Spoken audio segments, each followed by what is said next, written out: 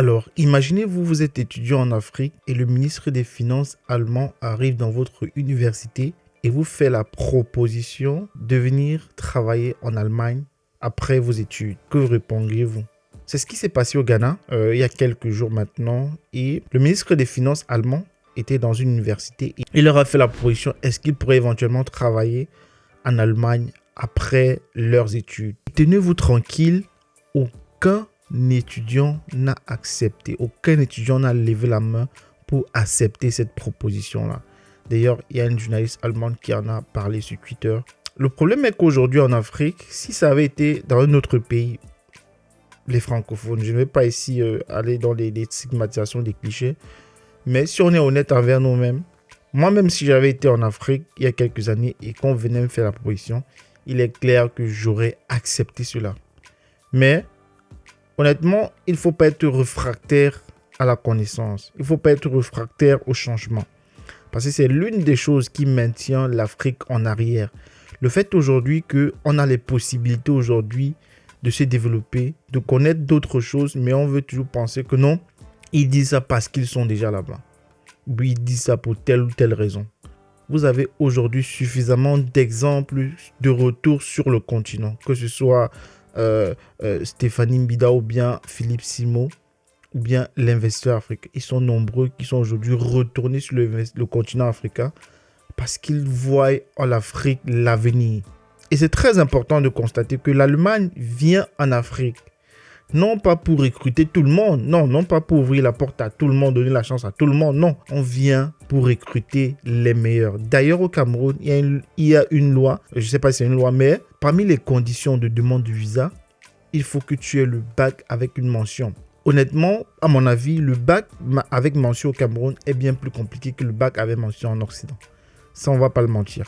Et les gens qui ont le bac avec mention au Cameroun sont des gens généralement sont plus intelligents.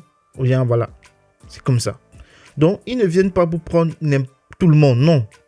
Ils viennent pour prendre des gens qui vont réellement être productifs dans leur système, qui vont réellement apporter de la valeur, qui vont réellement amener leur économie devant. Et c'est là le problème. Alors, il est clair qu'aujourd'hui, on ne peut plus laisser la chose se perpétuer et on devrait faire quelque chose. Déjà, je tiens à féliciter vraiment les Ghanéens d'avoir pris cette décision-là, de décliner cette offre. Parce qu'il est clair aujourd'hui que l'Afrique n'a plus besoin de ça. L'Afrique n'a plus besoin d'être colonisée et exploitée. Parce que si on regarde les statistiques, plus de 19% des demandeurs d'asile en Europe aujourd'hui, ils viennent principalement de l'Afrique. Et de l'Afrique francophone, d'Afrique de l'Ouest. Ce graphe-ci nous permet de regarder seulement en Afrique de l'Ouest, les plus grands demandeurs de visa viennent principalement de la Côte d'Ivoire, du Nigeria, du Burkina Faso, du Mali, du Ghana, du Sénégal, de la Gambie, du Bénin, principalement. Et c'est toujours intéressant de s'intéresser aux statistiques. Pourquoi? Parce que ça te permet d'avoir déjà un peu les chiffres et de pouvoir voir où est-ce que nous allons. Voici un graphe qui a listé les 25 pays qui ont reçu le plus de visas pour immigrer aux États-Unis.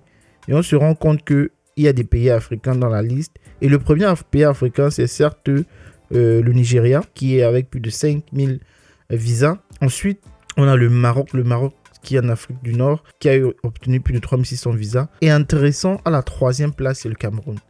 Alors, le Cameroun a eu plus de 3000 visas pour les États-Unis. Ça, c'est des chiffres très récents, des chiffres de 2019.